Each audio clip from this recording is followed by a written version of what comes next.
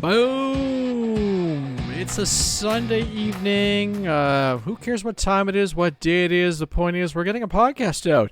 And I'm not even going to hide it. We're going to click right on over. We're going to welcome our guest who's got a... There's not even a picture. Anyhow, it's our good friend from Motion RC, Alpha. And Alpha and I were chatting earlier this evening and just said, hey, you want a bench fly? And then what did Alpha say? I said, hey, just like that, right? It's good to get him back. We have not had you on the show for a while, and we just figured, like I said, we'd just get together and chat. You guys got a couple products. There's a couple neat little things that have come out from other industry friends, and so we'll talk about planes because if you're on the east coast of North America, you're still crunching around in snow. The west coast are having a good time and everything. Aviation and Fun poses a question right away. The Twin Otter or a Piper Cherokee? I'm going to go with the Twin Otter because that thing looks awesome. Otter. Yeah, it looks Absolutely. awesome. It looks really awesome.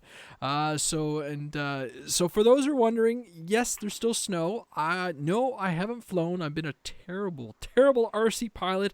But if you call jumping trucks off snowbanks, RC trucks off snowbanks, I got air. So Yeah, you had the Mavic Mini last week. That counts.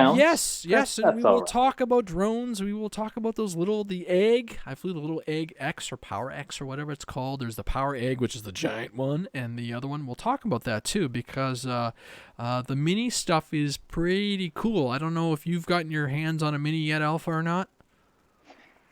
The Mavic Mini? Yeah. I've got two of those. Those are excellent. Oh, hold on here. I pushed a button. I think I cut your voice off. So let me get that fixed, and we will keep you going. Hold on here. Where is your audio? You still there, Alpha? I am. Oh, he is there, but I can't hear him. That's what it was. Let me fix that really quick, sir, so I can hear you. And there. Go ahead. There we go. Got him back. Woo! Testes. Yeah, unfortunately, like I was saying before the show, there were some updates, and I had to do some quick stuff. So, it goes that way. So, yeah. So Yeah, Mavic Mini. I've got two. I bought one, loved it so much. Figured I need a B cam in the air, and went out and got a second. Highly recommended. yeah, that's interesting because you're not the first person to tell me that when it comes to shooting footage and everything, it's like the ultimate second camera person without actually needing, because you can just pop that sucker in the air and hold it, and the quality of the footage off it is actually, for what it is, the size of the optics on that little guy, and So myself and Captain Drone, who's a fellow pilot here in Ottawa, we were flying, and just he wanted to know what my reaction was to this aircraft, and I absolutely loved it.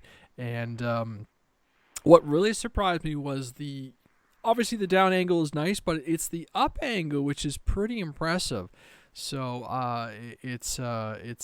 it was fun to shoot it, and it was good for me to get my sticks back on, flying around and doing orbits, not assisting, not worrying about all the extra functions of what the aircraft could do.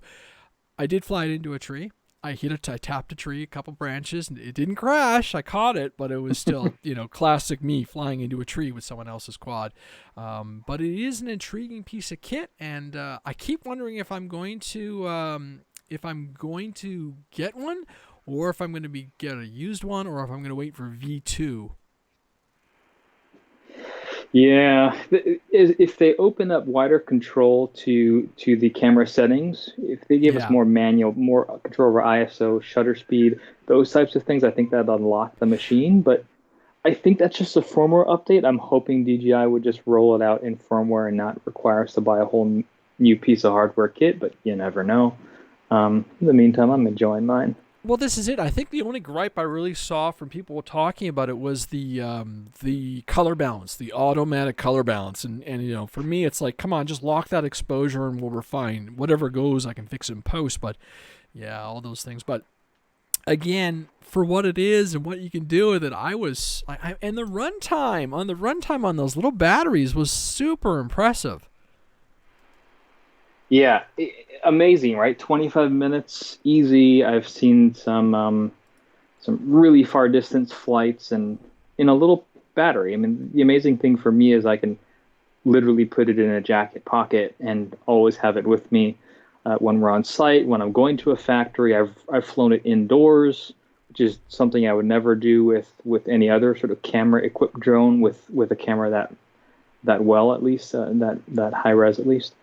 And you can just sort of, you can do so much with it. It sort of has actually replaced my gimbal and my glide cam setups, just because you can select object tracking, and walk through frame, or have something RC through frame, and it keeps it in the frame, which is pretty neat.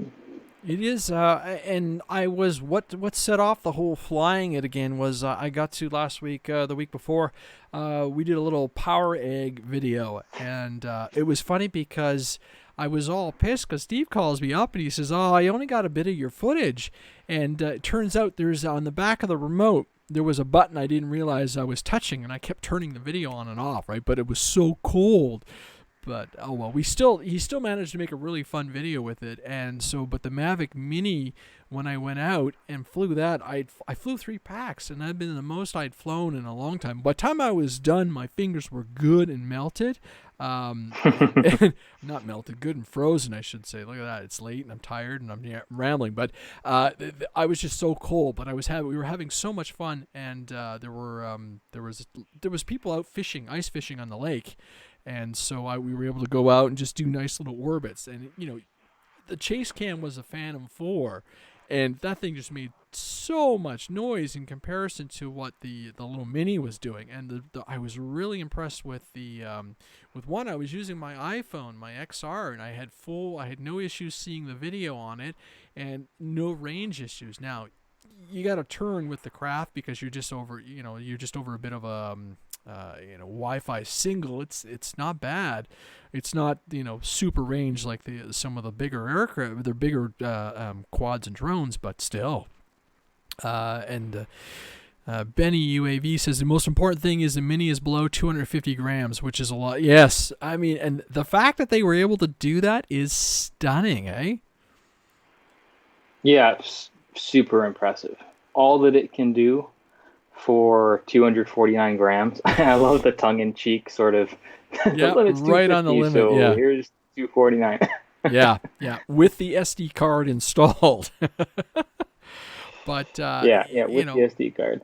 But so later on this summer, that is going to be, like you said, that is going to be our B cam when we're shooting videos, when we're doing like RC carves and stuff like that. And it's just going to be so simple to just get into spots with it and just hang out and hover and track vehicles, and the creative abilities to just roll this into any kind of YouTube videos and everything and just produce more and more content is just phenomenal. So, kudos on them. It's funny that I'm still waiting. Maybe we'll see later on this summer if someone else comes up with a competitor, but I think they've just slam dunked it, and V2 is only going to get better when they figure out how to get some extra onboard onboard equipment, just some of the optics and the sensors and stuff. Yeah.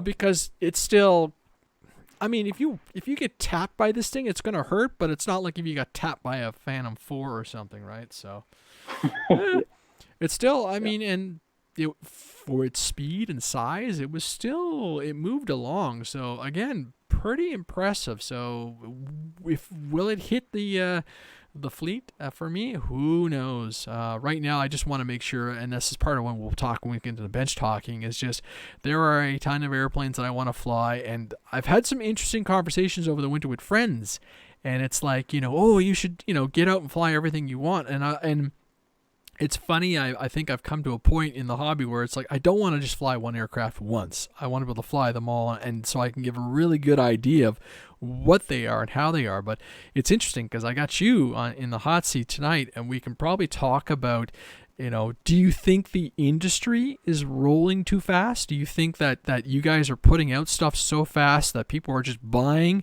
and not really getting the opportunity to savor? Or is it just, the East Coast people thinking, I get 4 months a year to fly? I think people are becoming more and more creative. That's for certain. Well, trying to find some sort of way to get some sort of RC fix in. Well, You know? yeah, and again, I don't even want to get into all this stuff. I mean, like tonight's show, the whole purpose of tonight's show is to bring some people out. It's been a nutty day. It's been a nutty couple of weeks for the entire globe, and we're not even talking a little bit of stuff. We're talking a lot of crazy stuff. So we'll keep the politics low and everything, but you're right. And you guys, I always do hats off. You guys have really been able to capture and really ignite a lot of creativity. Bill keeps telling me to get Callie on board get her on the podcast to talk about some of the stuff she's been doing, because your airliner. The airliner alone has probably kept her so busy, and the schemes coming out and everything. Yes. And I don't know if she likes us or doesn't, but well, it certainly kept her very busy. well, it's funny because Bill was telling me that there's schemes there that she doesn't even want to put out because she doesn't want to get any seasons. She wants to give the products to the clients, but doesn't want to have to deal with the copyright issues, and I get that completely, Right. as you know, and because we saw some stuff with the Flight Test group when they were doing Red Bull stuff, and Red Bull was going after people, and it's like, look, we're just putting your logo on an airplane, right? It's nothing big or crazy, but I can see, business people wanting and wanting to protect something that she's built from the ground up and everything. And actually, she was very passionate when they were talking about all the, and I'm gonna go what I said I do and do, but talking about the FAA stuff, it was really fascinating because she in her post was talking about her backstory, and so I said, totally got to get her on the podcast. I understand she lives in a little bit of a remote area, so not so sure about the quality of the Wi-Fi and everything. So I might have to get creative, and we might have to do a phone. Well, this is it. It's sort of the internet. Worst case scenario, call her up on my cell phone and patch my cell phone into the system, right? So it's There's got to be a way. Where there's a will, there's a way. But it'll be fascinating. But it really feels like, I honestly have to say, I feel like your airliner really really tipped off a lot of creative change in the group and everything. Actually, I don't know if you've got those stats on hand, but do you know you had one with decals and then you had a plain white. Willing to bet the plain white did better. Actually, it did and it did and it didn't. I think we had a few different reasons for that. I think now that we look at it from sort of 3 months now, in hindsight, what ultimately happened was people just wanted the aircraft. So at the outset, when we sort of had both, a lot of people trended towards base white. But once they came out and the base whites sort of sold out, people shifted towards, they just want the airplane. They'll paint over our decals or they'll fly our decals, and they bought whatever whatever was in stock. And then when the PNP when our liveries went out of stock and the base whites came up, those are snapped up as well. So it's nice to know that the aircraft itself is popular regardless of the livery. It's just sort of testament to how many people came out of the woodwork and say, I'm an artist and I want to try my hand at this. We just concluded last Friday our sweepstakes. We had a competition of over 200 people posted photos of their customized airplanes, and a great many of them were AL-37 airliners. There's a lot of Tiger Cats and Warbirds, Corsairs, and right through the line, a lot of A4s, Avantis. But it's exciting just to see people doing this. It's nice to know we're not the only ones, Very cool, very cool. While we're on the subject, do you guys, earlier on when we were chatting about all these aircraft and everything, you kind of said this was you testing your market share and seeing what would work. Do you foresee something like this, being a catalyst into more things into the future? Yeah, absolutely. If anything, we learned yet again, we were reminded that there are so many different facets to RC aviation. so many categories we haven't yet explored, so many categories that have sort of been sleeping, we could say, while our focus has shifted towards other things. But it's nice to see that you can sort of shift that focus, that spotlight back towards a category. And there are people who are going to be there waiting, saying, I want to fly that. So that's informs the wrong word. That has sort of strengthened our mindset going into 2020, 2021, and as we're looking at our pipelines over the next couple of years to come, just sort of seeing some of the surprises and feeling a bit more confident about how they'll land. And all of that, as we've talked sort of over the years now, all of that figures into how big we go with something. Not in physical size, but just how hard we push to drive a specific project out there. It makes us feel good, makes us feel more confident. So thank you to everyone who's let us know, who's spoken. Yeah. So I don't know if you can tell us number-wise, has this one been like for 2019? Well, this one came out. Well, this came out last summer, so was this thing one of your top tens? Easily. Easily. Yeah. She's a top 3 bird. Nice. Nice. And it wasn't just the subject matter. I think it was how it flew. I've had airliners in the past, and there's a way that an airliner, I think we expect them to fly. And this one, we were just sort of lucky in how things came together. That it flew how we wanted it to fly. It was the size people sort of wanted, big enough to have presence, but not too large where you can't really transport it. There's always going to be a market for a twin 120 millimeter Airbus 320 or something like that. But having that everyday man's everyday airplane in this category, I think, is where we really again stuck the landing. And so it isn't stopping either. We're still having struggles keeping them in stock, which is a good thing. So all I can say is thank you. Yeah, no kidding. Well done. And I guess while we're into, I've got the Motion RC page up on the stream so people can look. But you guys, you were busy throughout the early winter and everything, and surprised us with and it's funny, look at that. That thing's out of stock already. The T-33, your 80 millimeter, your well sorted 80 millimeter power plant. Can you talk us through that airplane a little bit? Yeah, the T-33 was one of our little surprises. It's one of the projects that I think if people look back year by year, there's always sort of something which people sort of have an idea of something's coming. There's always sort of something we say, hey, here it is. And the T-33 was one of the latter birds. We didn't talk about it. We really didn't. We really didn't do anything about it because the focus was on the airliner. That's exactly as we wanted, such that people can talk about that aircraft, sort of fall in love with it. We have a fervor for airliners, and then people who sort of said, hey, I want an 80 millimeter. I want to get back to another type of aircraft. We were able to really quickly say, don't worry, we've got you covered too. And what we're sort of the theme throughout the past year or so has been not just giving sort of the higher end customer something to fly and really fall in love with and operate, but also sort of seeding the ground for the next generation of jet pilots in the context of like free-wing jets. We're trying to do this for balsa and accessories and smaller warbirds, but in the context of free-wing, it isn't just about ever faster, ever larger, ever more expensive aircraft.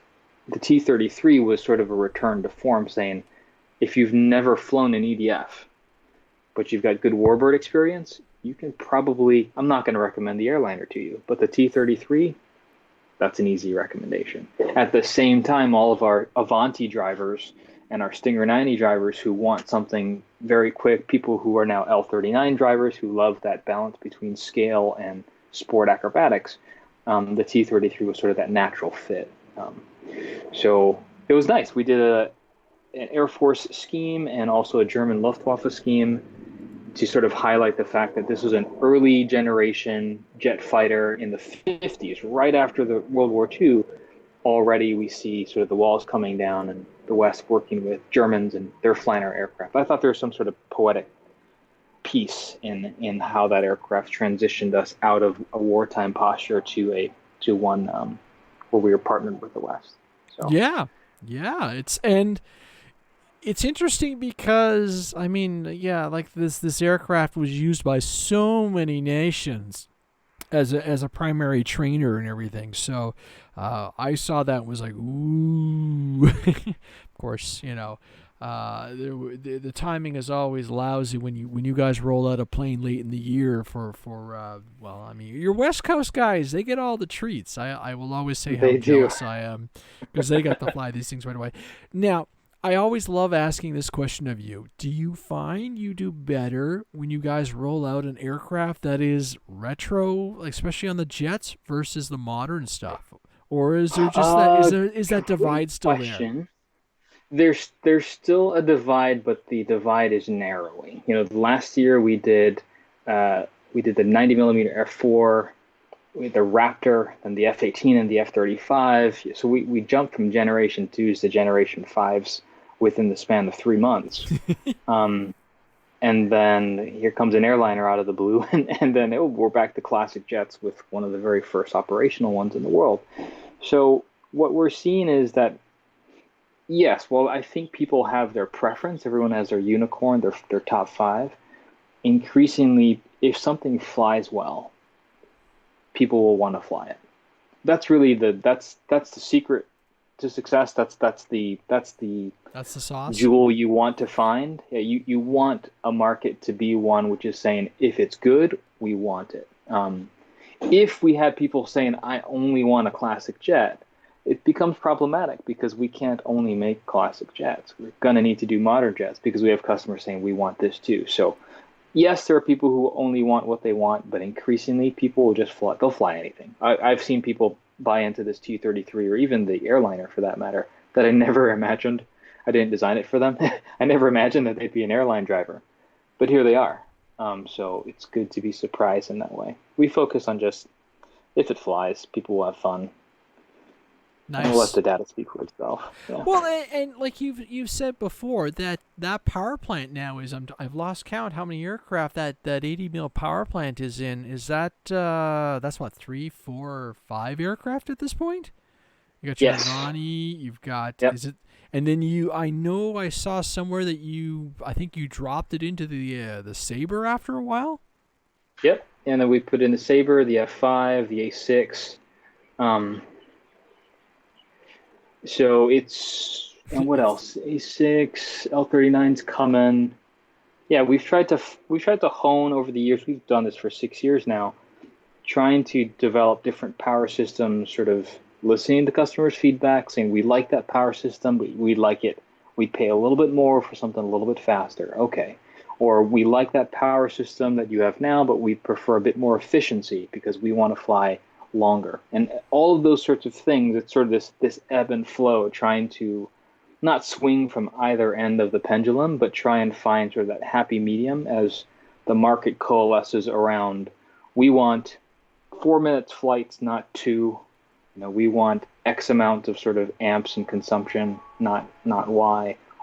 We want this type of balance between sound and speed. All of those sort of things people are sort of standardizing around themselves, and we're just sort of listening to them. And this most recent iteration on the T-33 was really born out of what we did on Hobby Squawk. We said, do you guys want us to move to in-runners? And we can. We've had them for years, but they've always been sort of the upgrade version. Do you want them baked into the aircraft? And people said yes. And so we did it. And from the F-35 to now the T-33, those new releases being in-runner, 9-blade sort of out of the gate, people have responded and shown us that they meant what they said. So it's always nice when a plan comes together. You develop something according to what people want, and so far it's worked out. And we are going to be, as we mentioned on Squawk, we're going to be rolling out those sort of a new standardized power system across all of our aircraft in 80 and 90 millimeter size that we think better reflects what people want, in 2020, not 2015. Say. Interesting. So does that mean you guys are finding a little, well, I mean, okay, obviously the economy is doing some weird stuff and we're seeing some pain. and this helps from your volume purchasing, and like you said before in previous podcasts, bank, and by buying X amount from X supplier, you can reduce your overhead and everything. But are you starting to see, is the technology peaking, or has it peaked already? Um, yeah, peaking is an interesting concept. I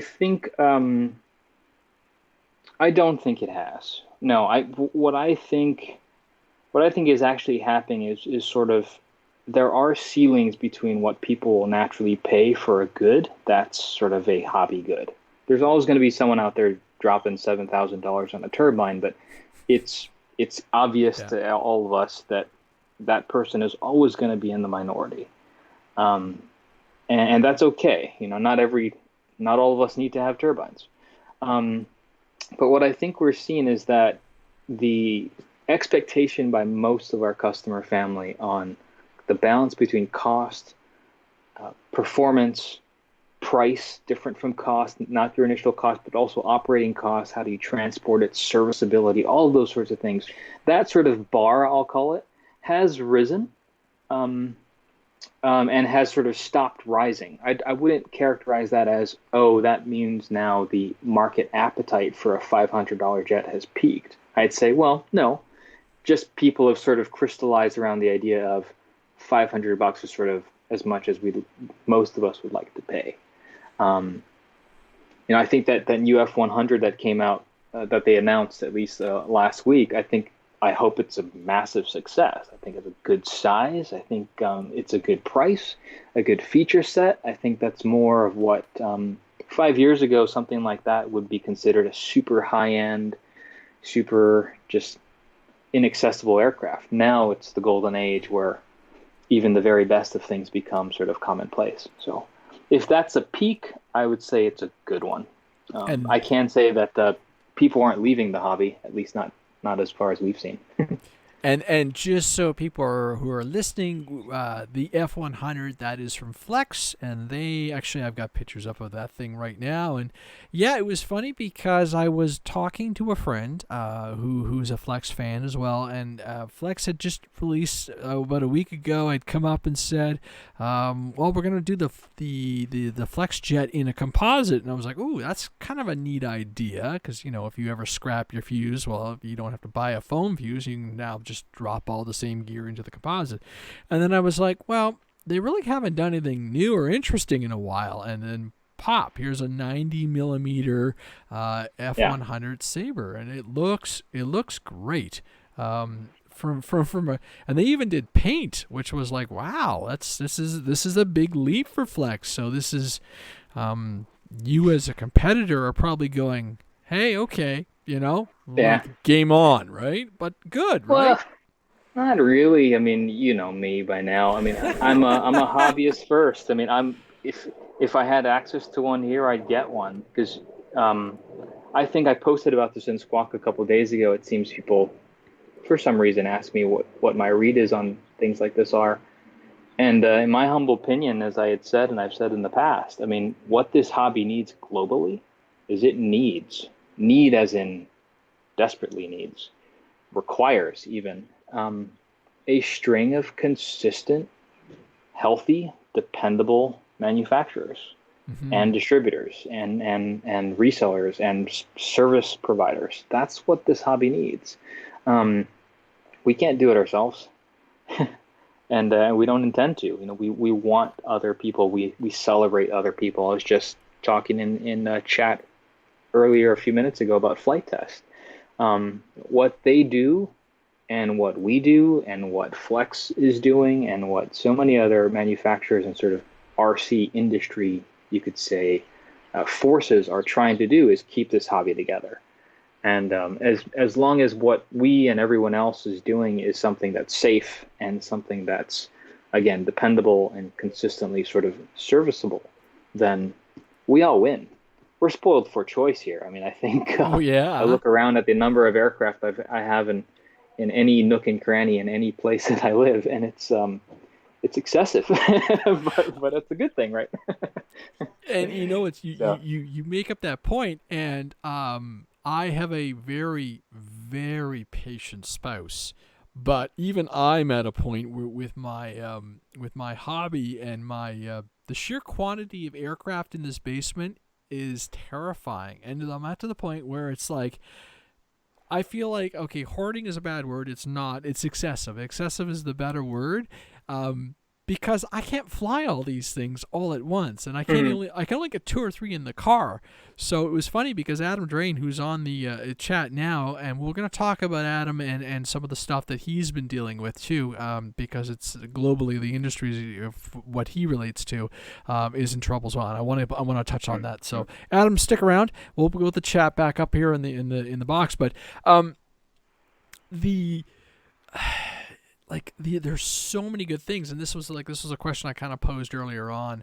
How do you pick? How do you And it's funny because I posted a picture a couple weeks ago or earlier in the week about one of the old planes way back when I first started and I was scratch building, and I was almost reminiscing, almost sad that the hobby for me has become so just I want to fly, and then there's not enough time, and I have all these things, and I want to fly like all your products, and I want to fly all these other jets I have, and just so I can say, okay, I've flown this jet like 10-15 times, here's what I think of it, instead of like 2 or 3. And so it's interesting for myself. I'm almost at a point where I'm like, okay, I need to tap the brakes. But then, you guys go put out your T-33, and I'm like, oh. And then the F-100, I'm like, oh. Meanwhile, there's an A-10 I've only flown once, and then there's there's a Yak and just. Whew, you guys got to slow down. My wallet can't take it. Yeah, we try to find that balance. I mean, people say, when's the next thing coming? A week, a month after we release something, and on the one hand, they're right. There are so many categories, 20 different categories. Once we add the helicopters and now tanks and all these different sorts of things, there are so many different categories, and there are only so many months, weeks, days in a given year. You're right. You sort of have to not only pick before you even choose which model in a given category to produce, you need to choose which category to produce and sort of shed some light on it at a given time. So as we always are fond of talking about, it's crystal ball stuff. We put as much data as we can into the algorithm, and the remaining space, it's a guess. It's a leap of faith. We ask our customers, we trust what they say, we trust their instinct, and we just do. Brian Chambers comes back and says, "Get rid of that brake pedal." Oh, buddy, I really wish, but it's honestly, I sat there the other night and I was watching the movie, and if anybody's seen my pictures of my like I said, I'm a really lucky guy. I'm married to like the most wonderful wife, but I'm sitting there going, "Wow, I really had and I thought I was kind of calm in 2019, and all of a sudden it was like bang, bang, bang, 3 or 4 planes in a row, and the problem, I think, is they've all gotten bigger. Is that do you get that sense too, Alpha, that like you guys are starting to produce some pretty sizable aircraft, and so storage is a legitimate concern? You were socializing some of your work shelf, and I asked you a question of how often do you have to dust all that stuff? Yeah, we actually have a guy come in and dust that stuff because it's a lot. It is. It is. We're trending larger. I think that's more in response to sort of market preferences, but the small stuff is still. You mentioned sort of off the cuff or off the wall aircraft. That P-15 is both. It's both small and very, very rare and unknown, and turned out to be a massive seller and very popular. Why? Because it flew. People will look at it and will probably buy it first because either they recognize it, or they've seen it before somewhere or something. But once you get past that first phase, and once a product makes it to the field, then for better or for worse, word will spread. Either that isn't a good flyer, or it's good but only for these kinds of people, or that's good for everyone. Whatever it is, regardless of sort of the provenance of the aircraft and my personal reasons as to why I made the P-15, all that goes out the window. People just want to know, does it fly nicely? So that in that way, to sort of answer your question in a roundabout way, it almost simplifies all of the hair pulling we do here. Like, what's going to be perfect at this given time? We didn't know that the T-33 would be perfect, and it isn't. But it's done pretty well. And if anything, I think we've learned that, perfect is the enemy of really, really good enough. Well, I mean, That's what. something, and I always give the hats off. You guys, with what when you release a plane, you're doing it, and you're doing it for an emotional reason, right? I mean, that aircraft, anybody who sees it goes, yeah, I knew someone who flew in it, or my dad flew. There's just a reason. So it's kind of fun to watch, and I almost think, ooh, are they gonna? I mean, you'll never run out of ideas. If you look at all the suggestions that are sitting here in the chat while we're talking away on the YouTube chat, you've got everything, a Vulcan, a mosquito, and like you said, you have your segments. So you've got your single engine warbird, you got your twin jet, your multi-engine warbird, and so on and so on and so on. So, good You're on 2 podcasts at once, Alpha. What are you talking about? Oh yeah, I'm on both of y'all. There's some of your listeners are on 2 different podcasts. I love that everyone's sitting in their homes. I imagine us all sort of sitting somewhere locked in from coronavirus, or maybe it's too cold outside, or it's too dark, or the wife said no flying today. But for whatever reason, this has become like the way to reach out to so many different people. But like you were saying, people are, I also imagine people sitting home and sort of planning out their spring. What are they going to fly next? Yes. What do I have to fix that I crashed in October to fly, or should I just buy something new, or how are repaint? The batteries? How is the remote? Exactly. Do I need more receivers? Yeah. There's so many things to look into. And yeah, I've got my hit list. I got to repair my A10. I got that beautiful balsa project behind me. And then you can't see it, or you might have seen it in the preview cam, but I brought home my my Fun Cub. My dad, unfortunately, doesn't want to fly anymore due to his neck. So I'm like, well, I'm going to go steal my Fun Cub back, and I'll put that thing through the ringer for a little bit, So it's, What size? Is it the multiplex Fun Cub? Yes, it is. It is. And that's talking about an oldie but goodie. John Barnes, he was messaging me the other day and sent me a picture of a Hobby King, what was it? What are they called? Fun Flyer, Fun Racer, or something. But he had a rare bear that's probably at this point. I mean, those are almost 10 years old, if I recall. And we immediately remember just how fun those things were. So to your point about size, like, oh, I know, people want larger, but also the oldie but goodies models like that. It's a 10-year-old model. The Fun Cub you're flying, I mean, it's still one of the better flying, sort of Cub-ish layout aircraft. They're just really fun. Well, do you have skis on yours? No, but I could. Like, this is it. I could, and it was funny because the guys were, well, my good friends were really chastising me, saying, "Why haven't you been out?" And I'm like, "Look, I'm dealing with a lot of stuff in life, and I love to get out flying and everything." Did you see? Victor is asking me, "Did you see my first A10 landing?" I'll look at the video later. Victor. Oh dear. Was it good? Yeah, it could have been any worse than mine. How many landings was it? But like earlier in the week, and I love the fact that social media was popping up, and for whatever reason, a photo of one of my photos popped up of my old Bixler 2, and wow. So I re-socialized that one, and a bunch of friends and a bunch of followers came up and said, "Oh yeah, I remember that aircraft," and we were talking just early days FPV, like 2014, so like 6 years ago, and there were like my old teleporter goggles, where you and the running joke is you couldn't see anything with them anyhow, but it was just like, wow, like you look at how almost archaic and the stuff we were doing, so it's gotta love a good memory run. So exactly. Earlier on, you were saying, Victor says, "Perfect." Just rub it in, buddy. Rub it in. You were talking about all the segments and everything, and bringing in different ones and talking to your clients and listening to your clients. So, when you go and you venture into a new category and everything, do you see an uptick in the market, or you just see the same kind? This is going to be a hard one, I suppose. But do you see the same customers just widening their product line with you? One, because of they trust you as a provider, and two, they just they're just there already. Or I'm not sure the question's well phrased. A bit of both. A bit of both. I get it. I mean, the tanks is probably the best recent example. RC tanks have been around for a long time. I've been an RC tanker for over 20 years. Never mentioned a peep of it on Hobby Squawks. Didn't necessarily see the need to.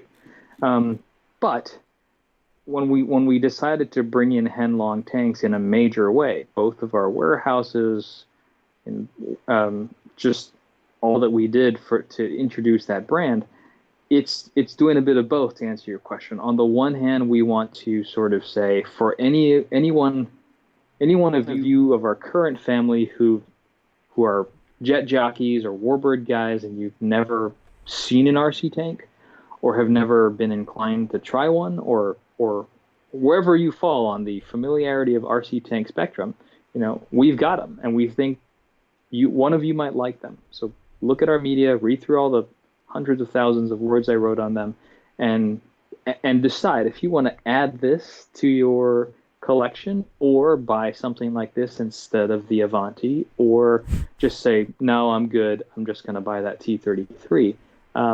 We sort of have that feedback from our current customer group. At the same time, we're also doing all of that effort to reach a new audience, people who are coming from the surface world, maybe younger RC operators who, I don't know, who don't have the inclination or the ability or the space or the desire to fly a large twin-engine airliner. Some of them, they want to be able to go in their backyard, take out the airsoft gun, and shoot stuff. That's an entirely different sort of market. So to answer your question as to how do the numbers pan out, well, it depends on from which of those two categories the major influx comes. And so far, it looks to be about even. We've had a lot of people, in fact, Mary Boozer, Wes and Lori are on their podcast right now talking about a Walker Bulldog unboxing, one of the tanks that he bought. And Wes is someone who went to Joe Knoll with us last fall. Andre, if you ever get out there, you're coming with us too. But I, quite frankly, would never have imagined him to be a tank guy. He's got like 4 now and is a complete tank nut. So that's kind of neat. We also have a couple of our longtime RC airplane buddies who've expressed zero interest in tanks, and that's okay. I think what our job is, what our focus is, give people options. That's all. If we give them options, and by option I mean something that's good, something that we've tested, something that we can stand behind, then they can choose whatever they want. I'm not trying to micromanage anyone's hangar. I just want them to enjoy the hobby. So, and it's worked so far. Well, I mean, I started off with a crawler, and now I've got a whole bench full of RC trucks, and there are days when it's just like, it was so windy and cold yesterday, and so my buddy and I, we got our 2 not even trail trucks, it was a Traxxas Slash, and we tried some paddle tires on it. It was absolutely disastrous, but in the end, we just ended up, finding a snowbank and running off the snowbanks and seeing how far we could jump the things, right? So it's like, hey, I got a battery, let's go. It's funny because I've got pulled up on the website, or sorry, on the stream right now, is one of your German Tigers, King Tiger, and they look neat. It's funny because the 1/16 scale, and I don't really have any way to gauge the size. They don't look overly huge, but then I can't really tell. Yeah, so like the King Tiger, you've got a 1/10. You have like an SCX-10 or something like that, right? Yes. Yeah. So they're sort of right about that size, except they're going to be 12 pounds in the case of the King Tiger. So they're just that sort of overall displacement, as I call it. And they're going to be, I mean, the axial is going to be a little taller, but overall displacement, when you're sort of holding it and figuring out what kind of shelf space am I going to need for this thing, they run to be about like a 1/10 scale truck on average. Some of them are smaller or whatnot, but once you add the the metal for the professional versions, they get fairly heavy, for better or worse. Some people prefer sort of the 6 pound plastic exterior tanks, and some people are going to prefer the 10, 11, 12 pounds of the metal exterior ones. That's just crazy. I'm guessing, I'm just scrolling through real quickly because I actually have not looked at these much, but okay, 2S power. Okay. Yep. Gotcha. And then just a simple remote and everything, and I'm assuming you can run off the remote, or do you, well, okay, I already know, Alpha, you upgrade everything, don't you? That's I do. But the nice thing about these, they have what's called an MFCB. It's a multifunction control board. It's the TK6, and in a nutshell, these things they're completely RTR. I've been, again, a tanker for many, many years. Heng Long's been around since 1986, in fact. And I've had some of their tanks going back 15 years. It was only last year that they finally sort of graduated. Their electronics sort of finally rose to the level that we decided, okay, now's the time. Because this is something that it's all 2.4 gigahertz, proportional controls, lights, sound, smoke, it shoots an airsoft BB, has a neat track recoil function. You can program like Expo into it, all from the radio, just pressing a couple of sequences of buttons. So in terms of drivability, sort of being able to open the box and just start driving it with cheap batteries, it's all of those sort of factors came together where we saw this is something that we could offer to our current sort of scale customer base. We just announced a Benchcraft line of airbrushes as well to sort of help support that effort for people just to fall in love with modeling again. And the tanks sort of are that first platform where it really makes sense, aside from air. We're going to be trying some other things as well. We've got construction coming and a few other surprises. So nice. And for those who don't know, Alpha's got his own. He graduated to Instagram. Congratulations! And you were showing some 3D mods, 3D printed mods to a couple of these tanks, from the turret and stuff like this. So are you seeing similar tendencies where people like to do their own little kit bashing, if you will? Nice. Yeah, we are. Nice. The tanks are a weird isn't a good thing. They're sort of this confluence of scalers, people very historically accurate. There's a guy named Rubicon99 and Rich Johnson. The two of them on our tanker forum are bona fide scale nuts. They know if the bolt is or the rivet is out of place. So that's the M4A3, not the M4A2, or that's the 75, not the 77 millimeter. They know that, and it's great because they can go in and modify, accurize the model that sort of suits their historical preference. And then there are people sort of finding tanks for the first time.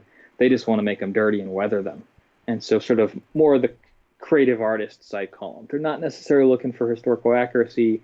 I did a King Tiger where its paint isn't perfectly accurate, but it's weathered really nicely, and that's what I liked about it. So it just provides that. And then, of course, there are people who really just want to tinker these tanks, make them go faster, make them jump.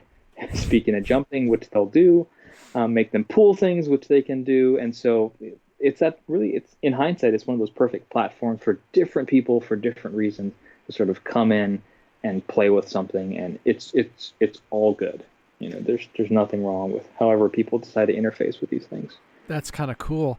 Carl asked a real important question. Just how do these tanks handle getting wet and things like snow? Yeah, good question, Hilda. So in general, you're not going to want to get a tank wet, even the real ones. Real tanks don't like water and sand, and they're not rock crawlers.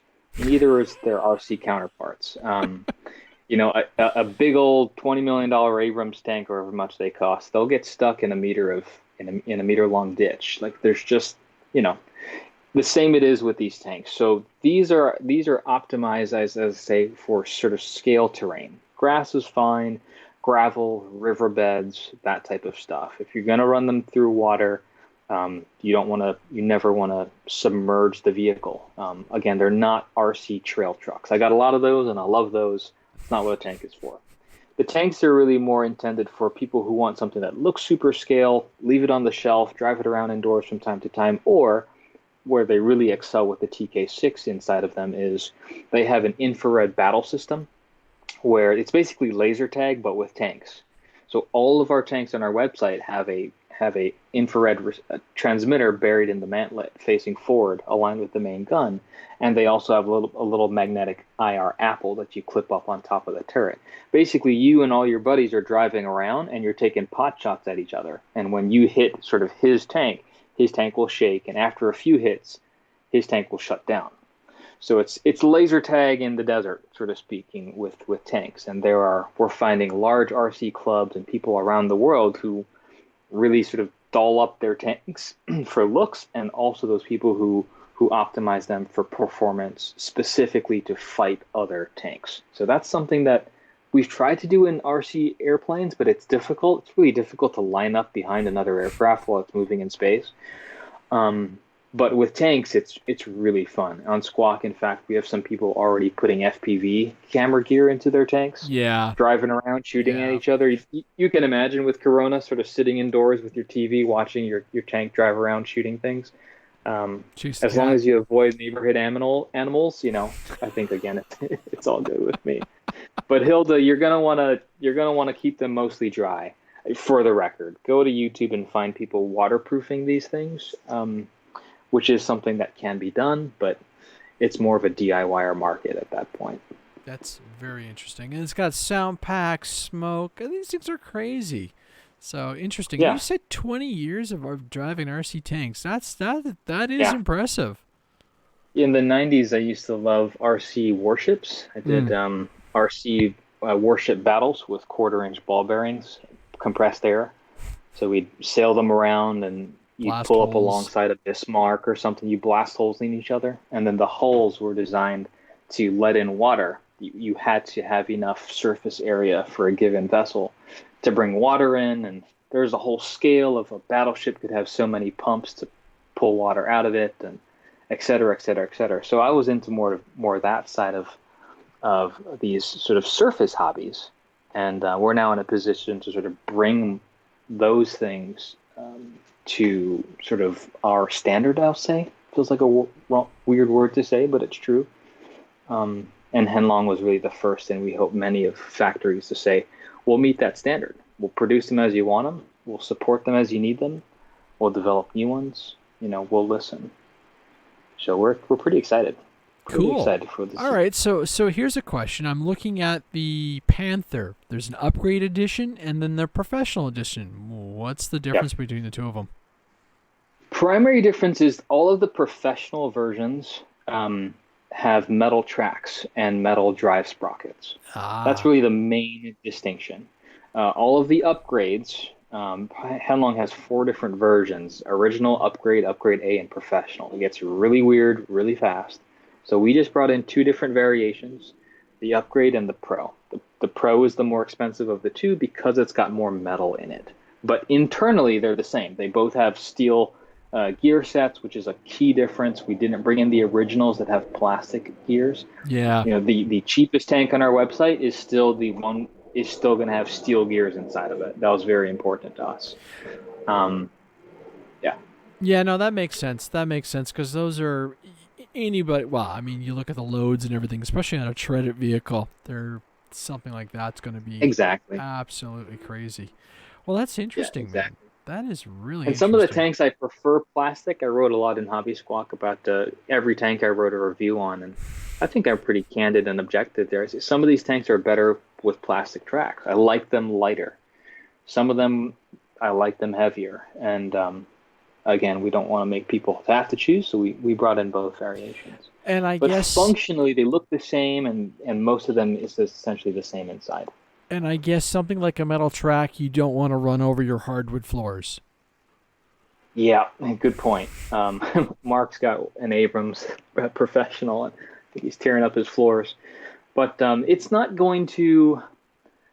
I mean, they're 12 pounds, but in fact, if you do the math on ground pressure, which is the total weight of the tank, and divided by the area of sort of the pads that are touching the ground at any given time, it's not that bad. Where you're going to run into issues is if you're accelerating. So if you give these to a child and he or she is just gassing it and they're accelerating, sort of spinning, you can almost drift some of these tanks. They're very fast. If you're accelerating off of carpet and transition into a wood floor area, you can probably scratch up your wood floors. So indoor tanks, shelf queens, sort of artistic, high scale models, you're not going to want to take out into the mud. The cheaper plastic version is going to be more than enough. Yeah, the metals are brutes. If you're going to be taking out outdoors, if you want to be pulling anything, that's where you're going to want the professional. Just don't drop it on your foot. Ask me how I know. It's kind of interesting to see that the I went to the best selling off the Motion RC website, and it's the Abram.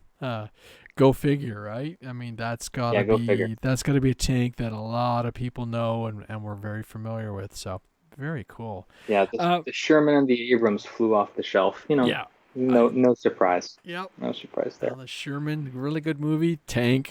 We all saw that as kids, right? I'm not alone in that statement. Hopefully not. That was good. It was funny. I don't know if Victor's still on the chat because he was he mentioned that his A-10 landing was perfect and that he never wanted an A-10, and I was kind of curious if he's still out there listening, if he can tell us which one he was flying. And knowing him, it's probably a Motion RC aircraft, the Freewing A-10, which is a big aircraft. But since he's got the Airliner and everything, he probably has the room to fly it and has the experience flying it. But we'll see if he comes back and mention it. We'll take it up. If not, we'll carry on discussing some of the hobbies. So, yeah, you've got your... You mentioned you're jumping a lot of trucks these days since you're snowed in. What are you jumping? Well, on this particular one, so it's funny because it's myself and the Captain Drone, and we were going to try and run the Victor says he's still lurking. All right, well, once Victor feeds in there, I want to hear what A-10 he's got. I've been driving my Traxxas Slash, and that truck, I actually spent the money to buy the paddle tires, and I was horribly disappointed. I'll put the video into the chat later on when it comes out, but I was horribly disappointed because the tires, they're the slingshots, the Proline slingshots, and they're more of a sand paddle tire.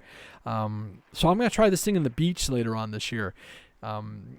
So it's funny because the winter trucks, driving in the winter, for those who don't know, you want access to the entire chassis. Now, I have a Losi Super Baja Ray, which is like a 1/6 scale, so it's a big truck. It's got some weight.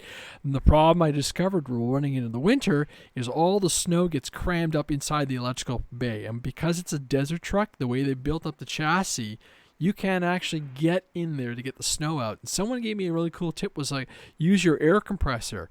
But when it's minus 20 outside, the air compressor is not really happy. So I don't tend, it's in the garage and everything, but I don't know what's going on inside the chamber, and I don't want that thing to suffer any failures. But it was a neat idea. But I've got another truck that I've recently picked up that I'm in the middle of repairing. I think that'll be my winter truck, and it's funny because you talk about planes, you talk about your tanks and everything, and certain things work great in certain conditions, and then you quickly learn, this vehicle, I'm doing more damage to this thing than if I go out and I get something else. So I kind of pretty clear hard stop. Well, I mean, you're not going to do that. Well, the Super Baja Ray is a really nice truck, but it's not a cheap vehicle either. So you're kind of like, wow, and like you said, your tanks are not designed to run in water or snow or anything like this, and so you can run it, but then you've got to be willing to do that hard maintenance, and it's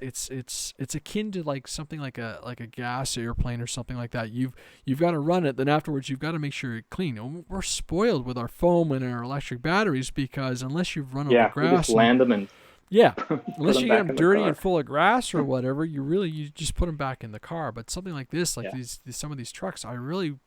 I like to try and take care of them. So I was kind of like, I've got these really nice paddle tires. It's okay. It's fun. It's hilarious to watch it because the thing just rips across the ground. But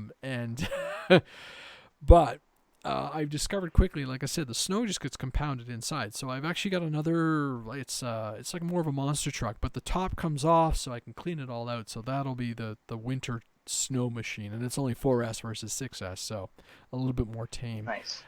Following up on Victor's statement, he says, I flew my buddy's A10 a few times, only the maiden for him. The third flight was him because the crosswinds were very bad last week. So that, again, is the Freewing, and I guess it's probably stock, so that's an 80 mil? Yeah, that's right. It's a twin 80. Still, big, impressive aircraft. So I take it, Victor, you're not going to get one?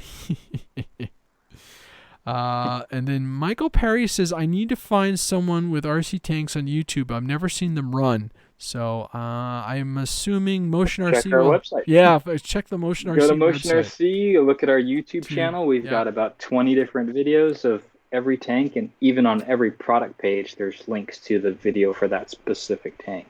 Yeah. But I love the learning curve. For me, I like, you're speaking of sort of, you got to be able to service this in a specific way, or if you take this to that terrain, you're going to need to be cognizant of this or that. I love the learning curve inherent of sort of every different part of RC, whether it's a dirigible or a UMX or a submarine or one of these things like that. That for me is exciting. It's a learning curve. We need to tell customers, look, these aren't, if you're going to put it in water, put it in mud, you're going to need to do X, Y, and Z. But I think by and large, so far, most of our customer family has sort of shown that they're like us. Not to see confirmation bias or anything, but it's nice to sort of see that they're not dissuaded by something that they're going to need to learn something new about. Most of us are snowed in right now anyway, or virused in, and so might as well start learning, start watching some videos, and again, to your listener, making the decision if this is something that they want to try or not. Interesting point. So it's funny. It's almost we see, when you talk about the virus, you see a lot of things going on from, the sporting and industry and everything kind of doing a reset. Do you feel like that's going to happen to you guys, where you're going to have to do a little bit of a, break, tap, pause, and just let everything calm down before you reassume operations? Not really. The thing is one of the advantages of being on the ground and sort of seeing this come up, and I know the world's talking about coronavirus now. Asia's been dealing with it for 3 months now. So it's very much a known quantity.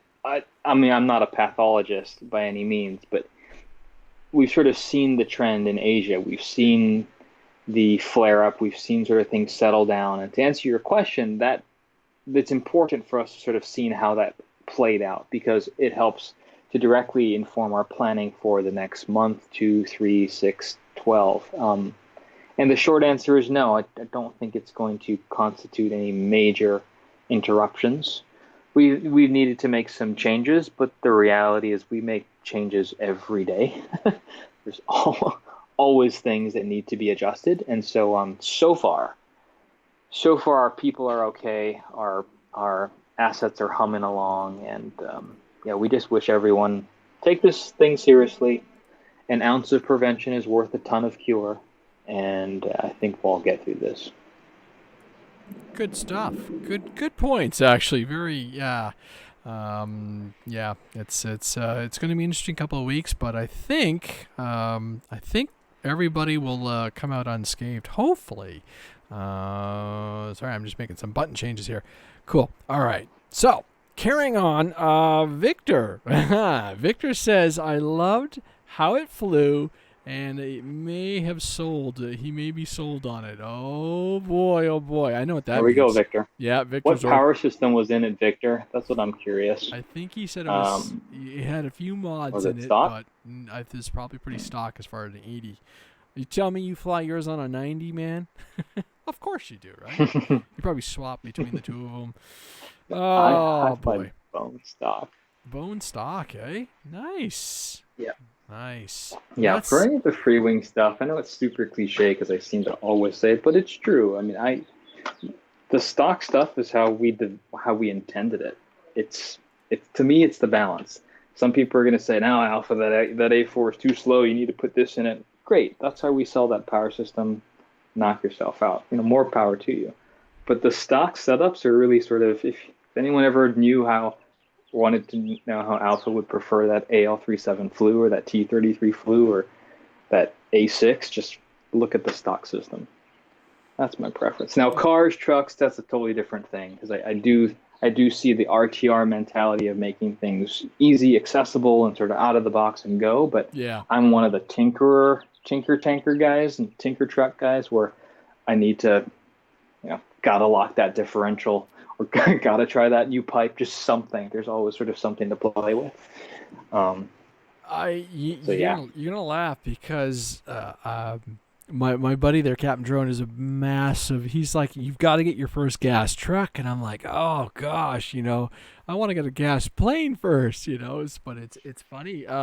And then I drove one of his truck, his Red Cat, and I was stunned. I'm like, oh yeah, they don't have reverse. That's annoying, and it's loud. Mm-hmm. I'm like, which Red Cat? The 1/5 scale monster truck, version 3 or whatever. Oh yeah. The clawback, I think it was, or the Rampage. Was it more the Dune style? The Rampage. Oh my goodness. Yeah. But my ears were ringing after I drove it, right? And I'm like, oh man, it's loud. Yeah. So I was like, but I should probably be nice and really focus on a good airplane, right? So, let's see. I'm reading some of the comments here. Brian Chambers says, having planes on sales gets my mind off the whole virus issue. And agreed. And this is one of the genesis of why this chat's going on this evening, just to kind of help everybody just relax a little bit, give some people some listening, because a lot of fun rambling. There you go. Reading comments as they come up. And Michael Perry comes up and says, I love Captain Drone. It was always fun to see you on his channel. And yes, and ironically enough, we shot yet another video this weekend. We've shot a couple other ones, and just Steve and I are just purring along going. And I always take my hats off to saying no to Red Cat. Thanks, Chris. They're not so bad. Oh, it's whatever. It's all about the experience. But anyhow, Steve and I, Captain Drone and I are like, dude's got like 110,000 followers on his YouTube channel. Like, I salute the crap out of his out of his effort, and he's just having a time. And we get together and we fly, and he's making me push and fly and everything, and just he's like, come on, you gotta step up on your camera work on the drones and all this stuff. And I'm like, yeah, I know, I've got to, so we're having fun. So lots of content from him coming up, and then doing the podcast because I can. Snow is melting, Rick Collins. Yes, it is. Ottawa, well, it was colder today, but and we're keeping our fingers crossed that it keeps melting and melting. This time last year, we were having another snowstorm, and I've got photos of a giant ice dam in front of the driveway, so progress. Hopefully the fields come up. It sounds funny, but the kids are off now they're on their March break, and they're keeping the schools closed till early April. And it was kind of funny to hear some of my retired buddies going, well, the best part of that is I can take off and go fly whenever I want at the park, right? Because the schools are closed during the week. And I think the guys at the flying field, the club I'm part of, are just itching to go. But the photos I saw today was the whole place was flooded out, so they've got to wait a couple more days for the grounds to solidify a little bit more, I think. And then actually, hey, I had a good question for you that I'm looking at my notes. So the biggest thing I suffer from here is, like, when I fly my jets, I don't know if I'm going to be able to fly my jets out of the field where I fly it with the flying club, because I don't know if the grass is going to be trimmed down enough just to be able to get enough run-up speed, or when I land, it's not like putting the anchor out, right? So the problem I run into is at the field, the park I fly off, it's a gravel running track, and it's really ripply until June, until things settle out. So it's like, what would you fly if you needed a rough field aircraft that was an EDF?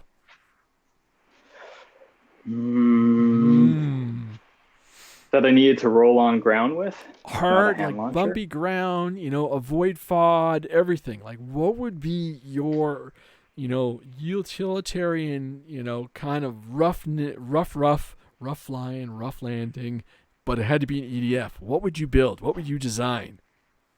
If it had to be an EDF, I mean, something we've already made would be something like the A10. It may even be the Venom with the bottom, with the underbelly cheaters covered. The reason why, or the T-33, I could almost put into that category. The reason why, when I think rough field, I'm not so worried about the takeoff. I'm worried about the landing. So The an scatter and landing? aircraft where yeah, a multi-part landing, a multi-piece landing is better avoided. So to me, I think of aircraft that can come in stably, slow, steeply if need be, if I'm flying with the trees or swirling winds. So it's probably aircraft like that. If I was designing an all-new aircraft, it may end up looking something like, I don't know, well, what did you, like a Hawkeye maybe? I mean, something where it'd be high wing. Mm-hmm. Actually, you know what I do? I do a Vigilante. For you, any listener who knows what an A5 Vigilante is, I would probably do something like that. It's high wing, long body, so stable, a bit like an F-14 without the sweep, big undercarriage, something like that. Is probably what I'd do. But anything we've got now, you're thinking of short field capability, mid or high wing preference, and then ducting that's either covered or intakes that are sort of higher than normal. So that's where the A10 really Yeah. sticks out. Yeah. Aviation and fun, F-16. No, I wouldn't bring an F-16 to an unkempt field. At least not our F-16s. Any F-16 done right is going to have sort of scale configuration landing gear. Its stance is going to be narrower by volume, by proportion than a conventional aircraft with mains out on the wings. So more prone to tipping is what I'm saying. Yeah. And also the undercarriage mechanisms not really conducive to multiple bounces. That's what I'd say. I know that. I know that one for a fact. Yeah. If Yeah. you more than three landings within 10-second period, usually not healthy Yeah. for undercarriage. Honestly, I mean, I've done it. You saw what I did with my BA Hawk, and I'm gonna have to actually the E-Flight F4 wasn't bad, but for that one, I definitely come in off power. It flies in just fine, but I'm always anything that's got a large cheater hole in the bottom because it's a gravel track. I'm off the power because I've replaced a fan on what did I replace it on the Vampire because it was shredded. F-15, yeah, the F-15 maybe because of the way the it's all about in a rough field. It's all about where the landing gear is in relationship. Yeah, I Particularly wouldn't do the the wouldn't do the F-15. yeah, No, it's just wow. no, the F-15 stance is going to be close to like the It's like F-16. F-16. And Yeah, yes, while it is a high wing, aviation and fun, you're right, it's a higher wing, so better than some of the other aircraft on there. Any model whose mains are sort of in its fuselage, you're just going to run a greater risk of tipping over. The F-15 on tarmac will tip over if turned too steeply. So you're really back towards the classics, the sport jets like an Avanti. Avanti would be perfect.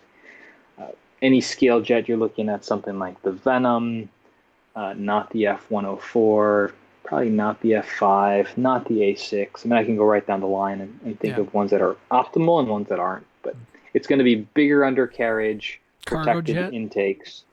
Yeah, cargo jet, I could do something sweet, something like a C-17 would be beautiful. But then you run into issues of like ground clearance, even with a Yeah, C-130, a C-5 Galaxy, a 131, any of those, where again their mains are in their fuselage.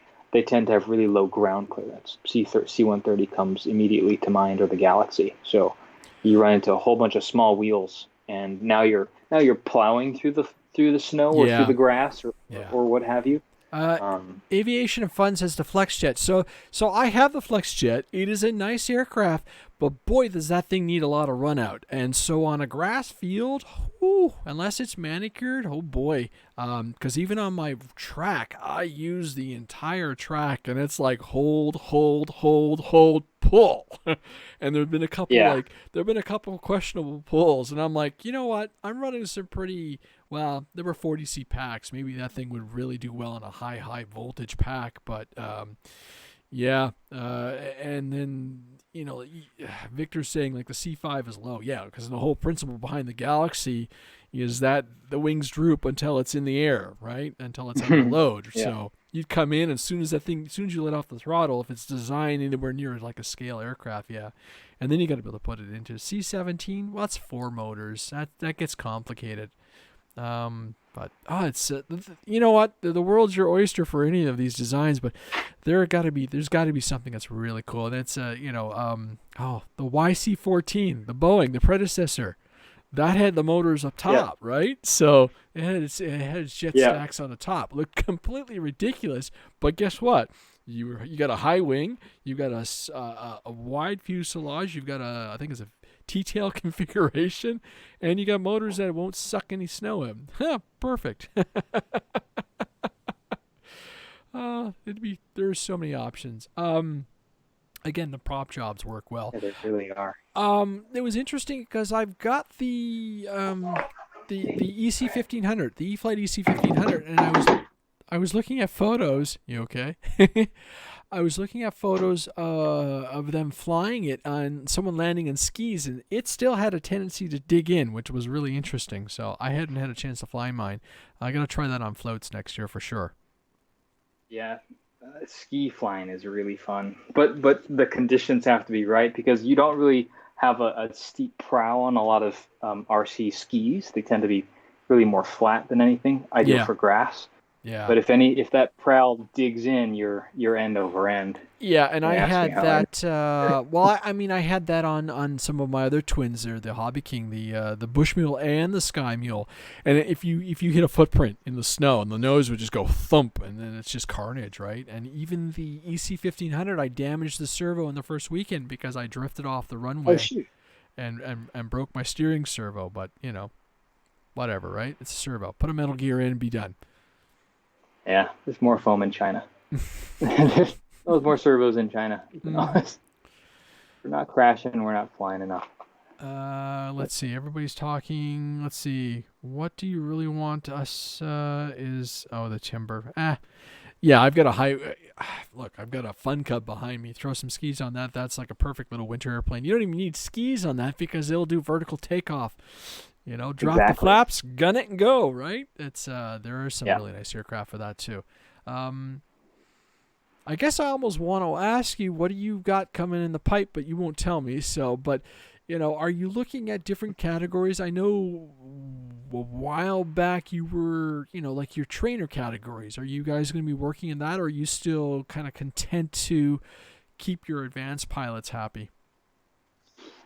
How to answer that question?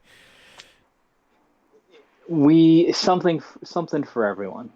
I'm going to go back to my tried and true phrase whenever someone asks that question. Something for everyone, and we're very, suffice to say, we're very cognizant of sort of how this hobby world is evolving, and it is evolving. There are a lot of changes that have happened in the past couple of years. There are a lot of changes that are sort of pending or looming on the horizon. We've all heard about remote identification here in the U.S.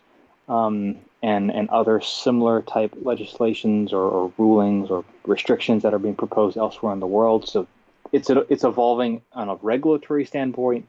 It's evolving in sort of the nature, age, and disposition of the average RC flyer. Bringing in something like tanks, something like airbrushes from Benchcraft and other product lines, it isn't rocket science that we're trying to cater to a wider base of hobbyists, period. Because again, surprise, surprise, I've been a tanker just as long as I've been a pilot.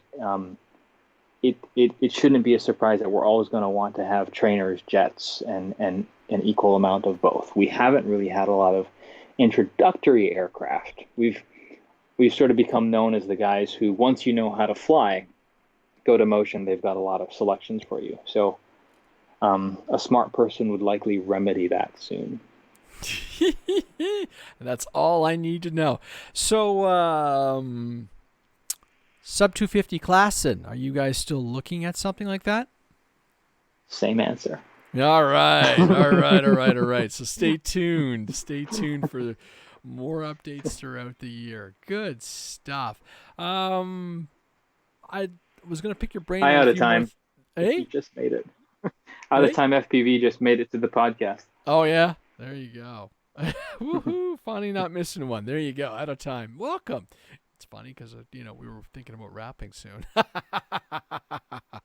There are so many cool little things going on. It was interesting to see Flex kind of working with Flite Test to come out with a little flight controller, which is pretty cool. The little Aura, whatever it was called. I got called out on it and saying it wrong. I was tired. It happens. DJI. I know you guys are in that market space as well with a couple of your receivers. Do you still get a lot of demands for stabilized aircraft, or is this one of those things where you feel it flies fine and on its own? It's a fair question. I think when we've said in the past, and even a few minutes ago, something for everyone, that comes at a cost, and I should qualify by saying everything will come when it's ready. When it's ready, when we're ready for it. Do we need to be the masters of every single category in RC? No. We do what we do. What I think what we do very well. We're not perfect, but we do it very well. If there are other players and experts in other spaces, I applaud that. I think it should never be understated just how much people at Motion RC are hobbyists first. We buy from everybody. If it's good, we buy it. We're addicts like everyone else, and piss off our wives and fill up our every living space, nook and cranny with RC and batteries and all those. We're just like everyone else. So the only way I can really answer that question, Andre, is saying that if we think we can do something really well, we'll try and do it. If and until we think that space is better served by someone else, we'll buy it from them. That might sound odd to hear someone say, but it's genuine. We want everyone to, and we think there's space for everyone to really, cut out a part of this global pie and really own it and really serve it well and give customers options, and none of that's ever going to be a bad thing. Cool. And those are a good group of guys over there too. So yes, I don't know them really personally, but I know a lot of the people who were involved sort of indirectly, and I know of them. I think I know enough to know that they're one of the good ones. Yeah. So. Yeah. Cool. You know what? I think you've got a flex jet. I've got a flex jet, right? Yes, sir. And there's a Mamba, and every time they come out with something, I get weak. Yeah. Yeah. So you know what, man? I think that's a positive way to end the show. I'm gonna tell everybody to, stay safe. Listen to those people, those medical people, with all their advice, and hopefully we will all get through all of this craziness. Alpha, thanks for coming on the show. I mean, man, we managed to turn it to an hour plus of bantering, and hey, good bench flying. And everybody else, I really hope you guys all get out to go flying, because geez, I want to go flying badly. So hopefully the weather starts turning around. The man himself said, look, keep looking at this space, keep checking out all the, we're being bumped around, we're being banged around, things are going a little left, right, and center, up and down, but we're still working to keep this hobby fun and positive and everything, and boy, We all thought 2020 was going to be calm. We're wrong, but at least we're still going. Yeah. Stay tuned for all the other stuff that's going to come out in the next little while. I'll keep in touch with this man Alpha. Check him out on his social. I'll put his Instagram in there. Obviously, you can see him on Hobby Squawk and everything. And everybody have a good evening. Everybody have a okay week, I guess. And thanks for listening. I'm going to pump up some music here, and we're going to end this show on a positive high note. Alpha, thanks for coming out, and All right. have a fantastic week, buddy. Thanks. You too, buddy. See you later. Bye.